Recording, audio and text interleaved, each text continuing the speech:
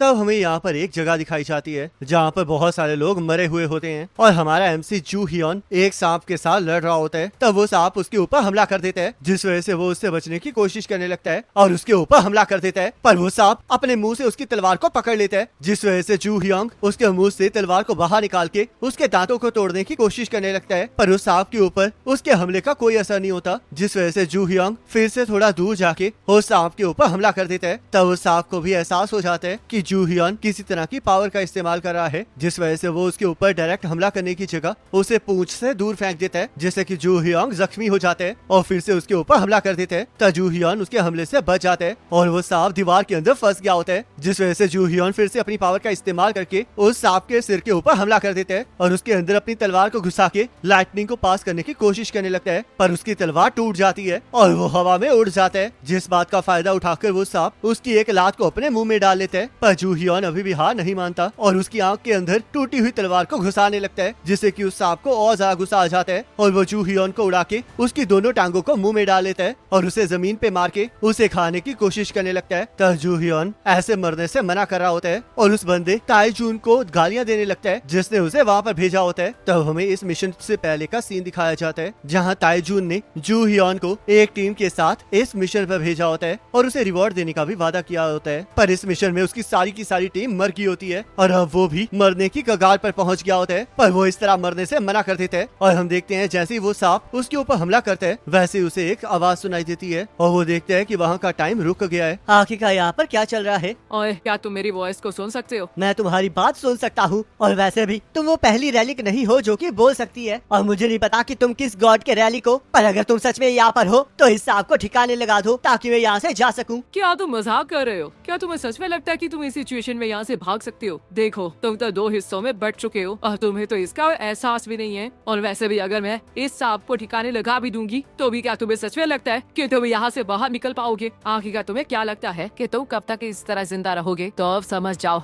कि ये तुम्हारी सबसे ज्यादा वर्स्ट एंडिंग है। वैसे मुझे इस बात से बहुत ज्यादा बुरा लग रहा है कि तुम जैसा टैलेंटेड पर्सन गलत एरा में पैदा होके सफर करा है और अब तुम बिना अपनी लिटिल ट्रिक्स को यूज किए भी मरने वाले हो। अपनी बकवास बंद करो क्योंकि तुम मेरे बारे में कुछ नहीं जानती हो और वैसे भी मैं इस तरह जीना नहीं चाहता था। ये सब कुछ तो उस ताइजून की वजह से हुआ है, तो इसलिए मैं कसम खाता हूँ कि मैं उसे मार के रहूंगा। तुम्हारी बातें सच में बहुत ज्यादा एंटरटेनिंग है, जिस वजह से तुम्हारे जैसे टैलेंट को यहाँ पर मरने देना बहुत ज्यादा बेकार बात होगी। तो जू हियन को वहाँ पर एक रोशनी दिखाई देने लगती है जिसमें से एक क्रो वहाँ पर आ जाता है। तो ठीक है, फिर मैं तुम्हें एक और चांस देती हूँ, तो इसलिए जाओ और ट्रू किंग के सिंहासन को हासिल कर लो और मैं ये देखूंगी कि तुम ऐसा कर सकते हो या नहीं। तब वो क्रो जू हियन के ऊपर एक लाइटनिंग फेंक देती है, जिससे कि जू हियन का कटा हुआ हिस्सा वापस आ जाता है और वो एक अलग जगह पर पहुंच जाता है, पर उसे इस बात का एहसास नहीं होता है। ये कितना ज्यादा अजीब था। अगर एक ईगल मेरी हेल्प कर रहा होता मैं तब भी मानता, पर मेरी हेल्प तो एक क्रो ने की है। पर फिर भी ये सब कुछ ऐसा लग रहा था कि ये एक हीरो ग्रेड रैलिक है या फिर शायद गॉड लेवल रैलिक है। पर एक मिनट रुको, मेरी लेग्स तो वापस आ गई हैं और मैं जिंदा भी हूँ। तो जू हियन देखता है कि वो पुलिस स्टेशन में है और हम देखते हैं कि एक लेडी उसके ऊपर इल्जाम लगा रही होती है, जिस वजह से पुलिस वालों ने उसे इंटेरोगेशन के लिए बुलाया होता है। तब पुलिस वाला जू हियन से उसका नाम पूछने लगता है, पर जू हियन को अभी भी ये समझ नहीं आ रहा होता कि क्या वो सपना देख रहा है या फिर हेलुसिनेट कर रहा है। और पुलिस वाले इस चीज से परेशान होते हैं कि वो 2025 के न्यू ईयर पर भी घर वापस नहीं जा पा रहे हैं। तो जू हियन ये सुनकर बहुत ज्यादा हैरान होता है कि वो 2025 में पहुंच गया है, जो कि उसकी करंट लाइफ से 15 साल पहले था और उसे यकीन नहीं आ रहा होता कि वो सच में टाइम में वापस आ गया है, जिस वजह से वो क्रो की बातों को याद करके खुश होने लगता है। तब उस पर इल्जाम लगाने वाली लेडी उसके हंसने का काया पूछने लगती है और जू हियन को उसके बेटे को देखकर याद आता है कि 15 साल पहले उस लड़के ने उसके साथ फाइट स्टार्ट की थी, जिस वजह से उसने उस लड़के को धक्का दिया था और उसकी वजह से वो और उसकी मॉम उसे पुलिस स्टेशन ले आए थे, जिस वजह से जू हियन सोचने लगता है कि आखिरकार उसने 15 साल पहले इसे कैसे सॉल्व किया था। और तब उसे याद आता है कि उसने उस लेडी के कहने पर अपने घुटनों पर बैठकर माफी मांगी थी, क्योंकि वो जेल नहीं जाना चाहता था और उसके पास पैसे भी नहीं थे। तो जू हियन उस लेडी की कोई बात नहीं सुन रहा होता, जिस वजह से उस लेडी को गुस्सा आ जाता है और वो जू हियन को थप्पड़ मारने लगती है, पर जू हियन उसके हाथ को पकड़ लेता है, जिससे कि सभी लोग हैरान हो जाते हैं। जरा शांत हो जाओ लेडी, तुम्हें पता है कि तुम्हारे बेटे ने ही इस लड़ाई को स्टार्ट किया था और तुम्हें नहीं लगता कि जिस सेटलमेंट की तुम बात कर रही हो वो कुछ ज्यादा ही हो रहा है? लोगों का कहना है कि वेल्थी लोग बहुत ज्यादा बेकार होते हैं और तुम ये चीज प्रूव कर रही हो। तो ये सुनकर उस लेडी के बेटे को गुस्सा आ जाता है, जिस वजह से वो जू हियन के ऊपर हमला कर देते हैं, पर जू हियन उसे हिप उठाकर जमीन पे पटक देता है। मेरी बॉडी तो बहुत ज्यादा लाइट फील कर रही है, क्या ये इस वजह से है कि जो रैलिक की वजह से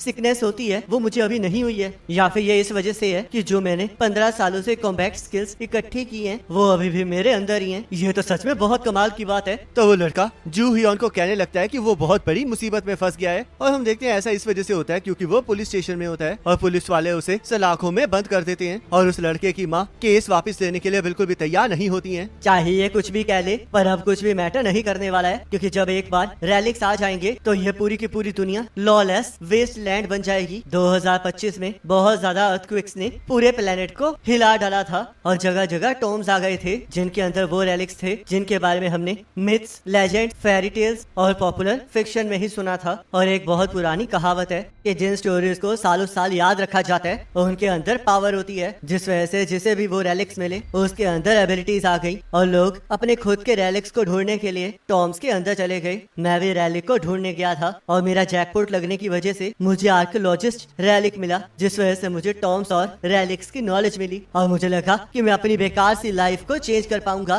पर उसके बाद सब कुछ बदल गया क्योंकि TKBM नाम की कंपनी ने सारे टॉम्स के ऊपर कब्जा कर लिया, जिस वजह से किसी को भी अंदर जाने की परमिशन नहीं थी और इस कंपनी का बॉस और कोई नहीं बल्कि ताइजून ही था, जिस वजह से वही एक लौता ऐसा पर्सन बन गया था जो कि टॉम्स से रैलिक्स को निकाल सकता था। तब मेरी आर्कियोलॉजिस्ट की एबिलिटीज को भी रिकॉग्नाइज कर लिया गया, जिस वजह से TKBM ने मुझे चुन लिया और मैंने ताइजून के हर तरह के डर्टी काम को हैंडल किया, जिसमें स्मगलिंग, थेफ्ट, स्पाइंग और टॉम रेडिंग भी शामिल था। मैंने उन टॉम्स को भी लूटा जिनके ऊपर गवर्नमेंट ने कब्जा कर रखा था और उसके बाद रैलिक्स को स्मगल किया और इसी वजह से ताइजून अमीर बन गया। पर किसी को भी ये पसंद नहीं था। मैंने ताइजून का डॉग बनना डिसाइड किया और हर एक इंसल्ट और ह्यूमिलेशन को सहता रहा, पर अंत में वो एक ट्रैप निकला जिससे कि मैं मौत की कगार पर पहुंच गया। पर अब मैं वापस आ गया हूँ और जब एक बार रैलिक्स आ जाएंगे तो यहाँ पर कोई लॉ नहीं बचेगा, जिस वजह से अच्छी बात है कि मैं लड़ सकता हूँ। पर इतना काफी नहीं है क्योंकि मुझे कुछ ऐसी चीजें चाहिए जिससे कि मैं टॉम्स की खुदाई को स्टार्ट कर सकूं। तो जू हियॉन के इतना कहते ही उसके सामने कुछ वर्ड्स आ जाते हैं जहाँ पर टॉम रेडर जू हियॉन लिखा होता है, पर उसे लग रहा होता है कि उसके दिमाग पर कोई असर हुआ है। तो वहाँ पर एक और चीज लिखी हुई आ जाती है कि वो एक ऐसा थीफ है जो कि शोवर का इस्तेमाल भी नहीं कर सकता है और जू हियॉन को ये देखकर यकीन आ जाता है कि ये काम रैलिक्स का ही है। तो जू हियॉन चीखते हुए उस क्रो को सामने आने के लिए कहता है, पर तभी उसके सामने एक स्क्रीन आ जाती है जिसमें लिखा होता है कि उसका स्पाई रैंक F है और वो अपनी स्किल से 1 मीटर के अंदर अंदर सब कुछ डिटेक्ट कर सकता है। तो जू हियॉन उस स्क्रीन को मुक्का मारता है और कहने लगता है कि क्या अब उसकी जिंदगी एक गेम बन गई है। पर तभी उसके सामने एक और न्यू स्क्रीन आ जाती है जिस पर उसे एक क्वेस्ट मिलता है और उसे टॉम रेडर की चारों स्किल्स को अनलॉक करने के लिए कहा जाता है ताकि वो उन हिडन स्किल्स की मदद से फुल फ्लेज टॉम रेडर बन सके। तब एक पुलिस वाला वहाँ पर आकर जू हियॉन को शांत रहने के लिए कहता है और उससे जू हियॉन को एहसास हो जाता है कि उस स्क्रीन को उसके अलावा कोई नहीं देख सकता है और वो ये भी नोटिस करता है कि वो अपने पुराने रैलिक की एबिलिटीज का इस्तेमाल कर सकता है, जिस वजह से वो 1 मीटर के रेडियस में कुछ भी देख सकता है। तो जू हियॉन सोचने लगता है कि अगर उसे क्वेस्ट आया है और उनमें से एक पावर उसके पास है तो उसे 3 और रैलिक्स को ढूंढना पड़ेगा। पर उसे ये समझ नहीं आ रहा होता कि आखिरकार वो क्रो उससे चाहती क्या है, क्योंकि जितना उसे पता है उसके अकॉर्डिंग तो रैलिक्स ह्यूमंस की मदद नहीं करते हैं। तब एक पर्सन ग्योनवू जू हियॉन को पुलिस स्टेशन से बाहर निकलवाने आ जाता है, जिस वजह से जू हियॉन उसका शुक्रिया अदा करने लगता है और ग्योनवू को यकीन नहीं आ रहा होता कि जू हियॉन उसे थैंक यू कह रहा है। और हमें पता चलता है कि ग्योनवू एक डिटेक्टिव होता है जिसने जू हियॉन की तब देखभाल की होती है जब उसके पास कोई भी नहीं था। तब वो दोनों साथ में जाने लगते हैं और जू हियॉन ग्योनवू से पूछने लगता है कि क्या सुपर पावर के रिलेटेड कोई रिपोर्ट आई है, जिस वजह से ग्योनवू को लगने लगता है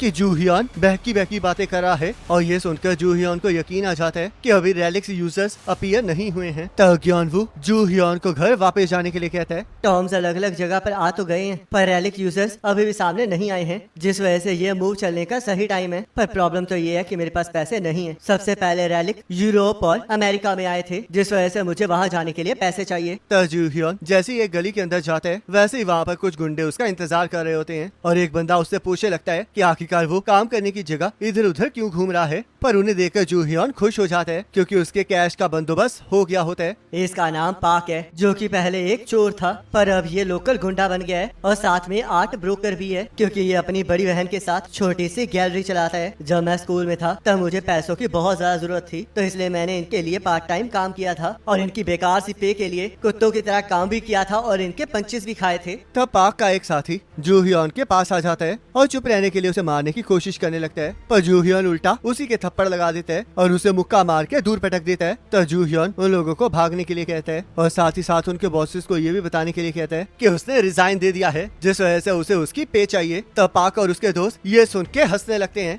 और पाक उसके ऊपर हमला कर देता है, पर जू हियॉन उसे मुक्का मार के हवा में उड़ा देता है और लात मार के उसके मुंह पर एक जोरदार घुटना मारता है। तो ये देखकर पाक के साथी चौंक जाते हैं और ये डिसाइड करते हैं कि वो लोग इकट्ठे मिलकर उसके ऊपर हमला करेंगे, पर जू हियॉन उन्हें एक एक करके धोना स्टार्ट कर देता है। तब उन गुंडों को कुछ समझ नहीं आ रहा होता और जू हियॉन को एहसास हो जाता है कि चाहे उसके पास 15 साल की स्किल्स हैं, पर उसके पास स्ट्रेंथ बहुत ज्यादा कम है, जिस वजह से वो उस लड़ाई को जल्दी खत्म करने के लिए उन गुंडों को उकसाने लगता है। तब पाक को गुस्सा चढ़ जाता है, जिस वजह से वो एक चाकू को बाहर निकाल लेता है और उसका साथी उसे ऐसा करने से मना करने लगता है, क्योंकि अगर जू हियॉन जख्मी हो गया तो उनके लिए बहुत बड़ी प्रॉब्लम हो सकती है। पर पाक को इससे कोई फर्क नहीं पड़ रहा होता। रुको जरा, जो इसके हाथ में नाइफ है वो तो एक रैलिक है। आखिरकार इसके जैसे बेकार से पर्सन के पास ये रैलिक आया कैसे? पर ये बिल्कुल भी सरप्राइजिंग नहीं है, क्योंकि कुछ रैलिक्स टॉम से निकलकर ह्यूमन सोसाइटी में छुप के रह रहे हैं। पर अब इसके बारे में सोचने का कोई फायदा नहीं है, क्योंकि वैसे भी जो इसके पास रैलिक है वो मेरा होने वाला है। और इसी के साथ ये एपिसोड खत्म हो जाता है। अब नेक्स्ट एपिसोड का लिंक आपकी स्क्रीन पर आ रहा होगा, उस पर क्लिक करके अगले एपिसोड को देख सकते हो।